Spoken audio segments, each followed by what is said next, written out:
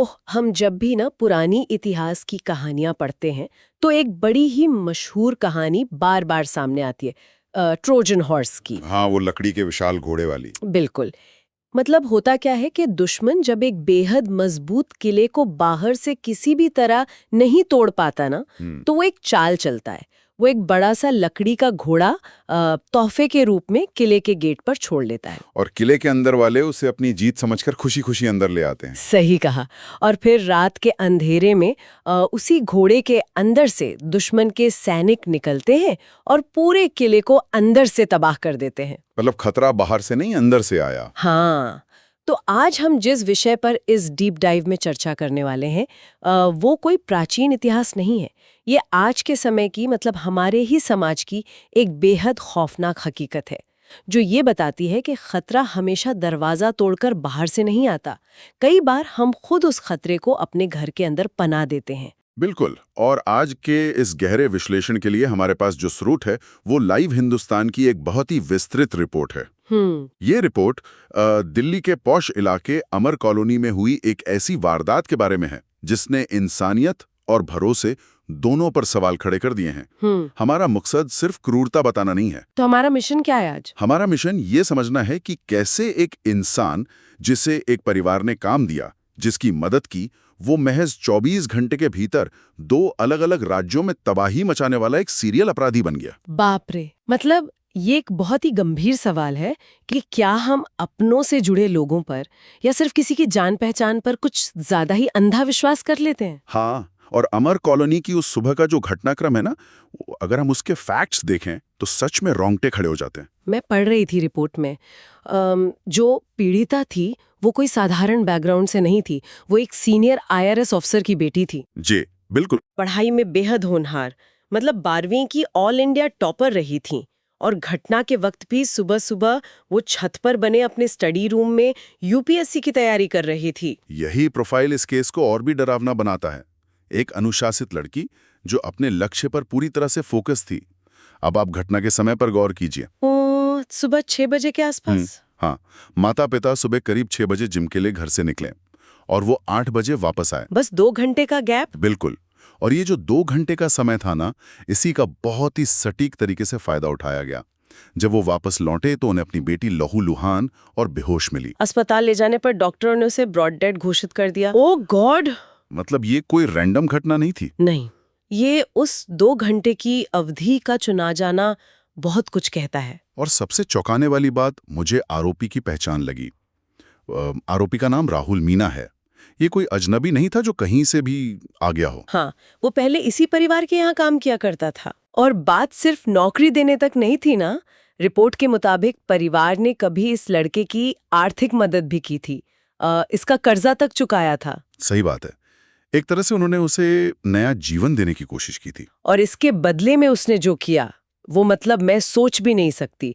उसने लड़की को दबोचा और जब उस लड़की ने विरोध किया, अपना बचाव करने की कोशिश की, तो उसने पास रखे एक भारी लैंप या किसी चीज से उस पर जानलेवा वार कर दिया। और यहाँ पर अपराधी की मानसिकता की एक बहुत ही खौफनाक परत खुलती है, क्योंकि जब लड़की लहूलुहान होकर बेहोश हो गई तब उस आरोपी ने उसने उसके साथ दरिंदगी की। हाँ, दुष्कर्म किया।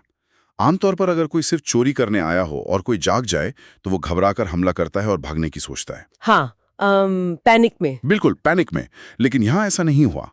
बेहोश और घायल अवस्था में भी लड़की के साथ ऐसा करना, ये दिखाता है कि उसके दिमाग में एक गहरी विकृति पल रही थी।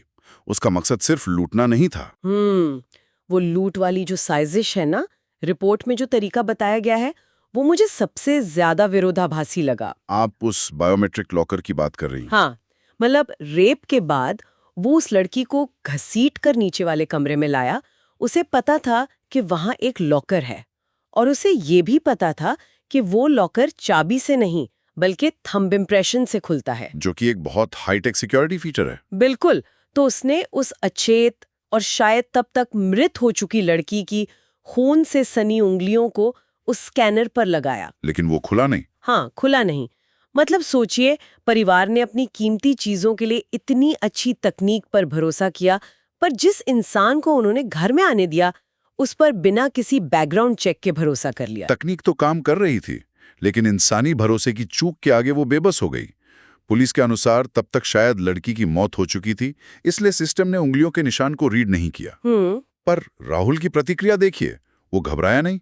उसने आराम से एक पेचकस ढूंढा और लॉकर को तोड़ दिया। हाँ, पेचकस से लॉकर तोड़ा, अंदर से कैश और ज्वेलरी निकाली। मुझे तो हैरानी इस बात की है कि हम सोचते हैं कि अपराध करने के बाद इंसान खौफ में आ जाता है, पर वो वहां पेचकस ढूंढ रहा है। और हद तो तब हो गई जब भागने से पहले, क्योंकि उसके खुद के कपड़ों पर खून था, उसने क्या किया बताए? उसने भाई के कपड़े पहने थे ना? बिल्कुल। वो आराम से पीड़िता के भाई की पैंट निकालता है, उसे पहनता है, घर की चप्पल पहनता है और फिर वहां से निकलता है। बाप रे, मतलब ये कोई पैनिक में किया गया काम नहीं है, ये एक बहुत ही शांत और शातिर दिमाग की निशानी है। क्या हम इसे एक प्री मेडिटेटेड या पूर्व नियोजित अपराध कह सकते हैं? 100%। उसे परिवार के रूटीन की पूरी जानकारी थी। सुबह जिम जाने का समय, घर का लेआउट, बेटी का कमरे में पढ़ना, लॉकर का तरीका, सब पता था उसे। खून से सने कपड़े बदलना किसी भावनाहीन इंसान का ही काम हो सकता है। बिल्कुल। तो ये साफ है कि दिल्ली की ये वारदात कोई हादसा नहीं थी। लेकिन इस कहानी में जो सबसे बड़ा मोड़ आता है वो इसके मायने ही बदल देता है, क्योंकि हमें इस घटना को समझने के लिए 24 घंटे पीछे जाना होगा। हाँ, हमें दिल्ली से बाहर राजस्थान की तरफ देखना होगा। अलवर की तरफ। राइट। मतलब दिल्ली की घटना कोई पहला अपराध नहीं थी। नहीं, ये एक सीरियल हैवानियत की अगली कड़ी थी। अमर कॉलोनी से ठीक एक रात पहले, यानी मंगलवार रात को, राहुल राजस्थान के अलवर के धौलौन गांव में था। वो किसी शादी में गया था शायद। जी, वो अपने एक दोस्त के साथ शादी में कन्यादान लिखाने गया था।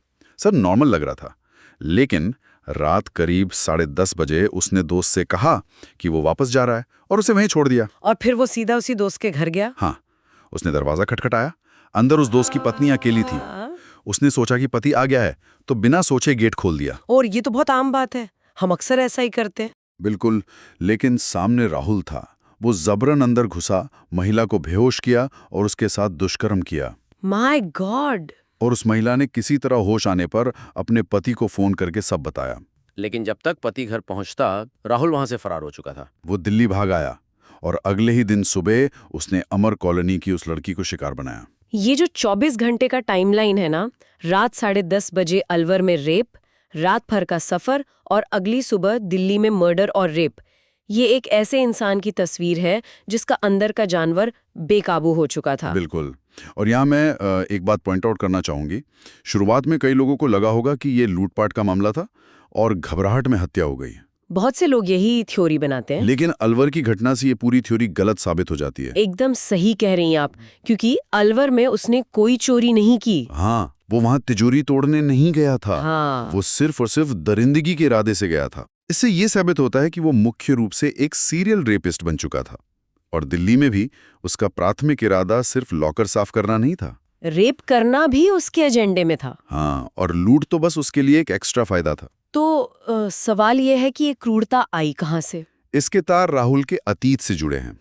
पुलिस जांच में पता चला कि उसे कम उम्र में ही ऑनलाइन सट्टेबाजी, खासतौर पर मोबाइल पर 3 पत्ती की गंभीर लत लग चुकी थी। अच्छा, जुए की लत। हाँ, और जुए की लत इंसान से सही गलत का फर्क मिटा देती है। पैसों की भूख उसे किसी भी हद तक ले जाती है। वो कमाता था, हार जाता था, और इसके साथ ही उसके अंदर ये यौन अपराध की विकृति भी पनप रही थी। मतलब ये तो लत और अपराध का एक ऐसा साइकिल बन गया जहां एक बुराई दूसरी को बढ़ावा दे रही थी। इसी को क्रिमिनोलॉजी में अपराध की सीढ़ियां चढ़ना कहते हैं। अचानक कोई मर्डर या रेप नहीं करता। शुरुआत छोटी चोरियों या सट्टेबाजी से होती है। जब वो बच निकलता है तो हिम्मत बढ़ती है। और एक पैटर्न ये भी है कि उसने अनजान लोगों को शिकार नहीं बनाया। बिल्कुल। उसने अलवर में दोस्त की पत्नी को चुना और दिल्ली में उस परिवार को जिसने उसकी मदद की थी। अपराधी हमेशा वहां वार करता है जहां उसे भरोसा मिलता है। ये सोच के ही रोंगटे खड़े होते हैं कि जो आप पर भरोसा करते हैं आप उन्हीं को सॉफ्ट टारगेट बना लेते हैं। खैर, जब ऐसा अपराधी खुला घूम रहा था तो पुलिस ने उसे पकड़ा कैसे? दिल्ली पुलिस का रिस्पॉन्स यहाँ बहुत तेज था। घटना का पता 9:15 बजे चला और उन्होंने तुरंत 15 अलग-अलग टीमें बना दी। 15 टीमें? बाप रे। हाँ, क्योंकि उन्हें पता था कि अपराधी राज्य की सीमा पार कर सकता है। ये टीमें अलवर, दौसा, जयपुर और दिल्ली के अलग-अलग इलाकों में भेजी गईं। और रिपोर्ट के मुताबिक उसे टेक्निकल सर्वेलेंस की मदद से दिल्ली के द्वारका से ही गिरफ्तार कर लिया गया। ये टेक्निकल सर्वेलेंस काम कैसे करता है ऐसे मामलों में? देखिए, जब अपराधी भागता है तो सबसे पहले अपना फोन बंद करता है। ट्रैकिंग से बचने के लिए। लेकिन पुलिस टावर डंप तकनीक का इस्तेमाल करती है। वो देखते हैं कि घटना के समय उस इलाके के मोबाइल टावर से कौन से नंबर जुड़े थे और वो किस दिशा में गए। अच्छा। और राहुल को ऑनलाइन सट्टेबाजी की लत थी। ऐसे अपराधी कहीं ना कहीं पैसों के लेन देन या अपनी लत के लिए इंटरनेट से जुड़ते हैं और अपना डिजिटल फुटप्रिंट छोड़ देते हैं। तो 15 टीमों ने इन्हीं छोटे छोटे डिजिटल सुरागों को जोड़ा और उसे द्वारका में पकड़ लिया। बिल्कुल। पुलिस की ये तेजी तो अच्छी है, लेकिन मेरे दिमाग में एक बात घूम रही है। पुलिस तो घटना के बाद आई, पर सिस्टम में वो कौन सा लूप होल था जिसने इस ट्रोजन हॉर्स को घर के अंदर आने दिया? ये इस केस का सबसे चिंताजनक पहलू है। रिपोर्ट में साफ लिखा है कि IRS अफसर के परिवार ने राहुल को काम पर कैसे रखा था। उन्होंने उसका कोई पुलिस वेरिफिकेशन नहीं कराया था, कोई बैकग्राउंड चेक नहीं हुआ, बस अपने ही ऑफिस के किसी दूसरे स्टाफ की रेफरेंस पर उसे रख लिया। मतलब ये सिर्फ उस एक परिवार की गलती नहीं है, हम सब अक्सर ऐसा ही करते हैं। इसी को हम सिक्योरिटी इल्यूजन या सुरक्षा का भ्रम कहते हैं। एकदम सही शब्द है। मतलब ये तो ऐसा हो गया कि हमने अपने कंप्यूटर में भारी एंटीवायरस तो डाल लिया, पर अपना पासवर्ड एक चिट पर लिखकर स्क्रीन पर चिपका दिया। बिल्कुल ऐसे ही हम लाखों के ताले लगाते हैं, बायोमेट्रिक लॉकर लेते हैं, लेकिन घर के अंदर काम करने वाले के लिए सिर्फ जान पहचान को ही सबसे बड़ा सर्टिफिकेट मान लेते हैं। पढ़े लिखे परिवारों में भी ऐसा क्यों होता है? क्योंकि हमारे समाज में कागजी कार्यवाही से ज्यादा बातों और संबंधों पर भरोसा किया जाता है। जब कोई रिश्तेदार या सहकर्मी कहता है कि अरे लड़का शरीफ है, मेरे जानने वाले का है, तो हम मान लेते हैं कि काम हो गया। हमें लगता है कि अगर हम पुलिस वेरिफिकेशन की बात करेंगे तो शायद सिफारिश करने वाले को बुरा लग जाएगा। हाँ, और हमें लगता है कि ये बहुत लंबी प्रक्रिया है। हम उस रेफरेंस को ही चरित्र प्रमाण पत्र मान लेते हैं। पर असल में वो रेफरेंस तो बस ये बताता है कि वो इंसान उस लड़के को जानता है। वो कोई गारंटी थोड़ी ले रहा है कि उसका कोई क्रिमिनल रिकॉर्ड नहीं है। यही बात लोगों को समझनी होगी। जो लोग अपने घरों में, जहां बच्चे अकेले हैं, बुजुर्ग हैं, वहां किसी को सिर्फ रेफरेंस पर रख लेते हैं, वो कितना बड़ा रिस्क ले रहे हैं। बिल्कुल। अगर राहुल का पुलिस वेरिफिकेशन हुआ होता तो हो सकता है पुलिस को उसकी सट्टेबाजी की लत या कोई पुरानी गतिविधि पता चल जाती। और उससे भी बड़ी बात, राहुल के दिमाग में एक डर रहता ना, उसे पता होता कि मेरे फिंगरप्रिंट्स और फोटो पुलिस के पास है। यही खौफ सिस्टम को काम करने लायक बनाता है। जब हम प्रोसेस फॉलो नहीं करते तो हम अपराधियों के लिए दरवाजे खोल देते हैं। तो अगर हम इस पूरी चर्चा को समेटें तो ये साफ है कि कहानी सिर्फ द्वारका में उसकी गिरफ्तारी पर खत्म नहीं होती। नहीं, ये गिरफ्तारी तो अंत है, पर ये उन दो परिवारों के लिए जिंदगी भर का घाव है। हाँ, मतलब 24 घंटे के अंदर 2 परिवार तबाह हो गए, एक अलवर में और एक दिल्ली में। और ये सब कई बीमारियों के एक साथ मिलने का नतीजा है। सट्टेबाजी की लत जिसने उसे पैसों का भूखा बनाया, उसकी मनोवैज्ञानिक विकृति, और समाज का वो अंधा विश्वास जिसने उसे बिना जांच के घर में घुसने दिया। उफ, एक बहुत ही डरावना कॉकटेल बन गया ये सब मिलकर। लेकिन इस चर्चा को खत्म करने से पहले मैं श्रोताओं के लिए एक विचार छोड़ना चाहती हूँ। बताइए। हम हमेशा पीड़ित और अपराधी की बात करते हैं, लेकिन जरा सोचिए उस तीसरे इंसान के बारे में जिसने राहुल की सिफारिश की थी। ओह, ये बहुत ही अहम पॉइंट है। मतलब उसने तो बस चाय पीते हुए ऑफिस में बोल दिया होगा कि लड़का अच्छा है, रख लीजिए। उसका कोई बुरा इरादा नहीं रहा होगा। बिल्कुल नहीं। लेकिन आज वो इंसान किस मानसिक स्थिति से गुजर रहा होगा, उसे अंदाजा भी नहीं होगा कि उसके उस हल्के फुल्के रेफरेंस ने एक सीरियल क्रिमिनल के लिए एक मासूम लड़की की जिंदगी का दरवाजा खोल दिया। ये हम सबके लिए एक बहुत बड़ा सबक है। हाँ, तो अगली बार जब कोई भी सिर्फ जान पहचान के आधार पर किसी की गारंटी ले या काम पर रखने की सिफारिश करे, तो याद रखिए कि आपके वो शब्द किसी के घर की सुरक्षा की चाबी बन सकते हैं। क्या अब समय नहीं आ गया कि हम भरोसे को भावनाओं से नहीं बल्कि सख्त पुलिस वेरिफिकेशन से तौलें? बिल्कुल, इस पर हम सबको गंभीरता से सोचना चाहिए। तो आज की डीप डाइव में बस इतना ही। अगली बार मिलेंगे एक नए विश्लेषण के साथ।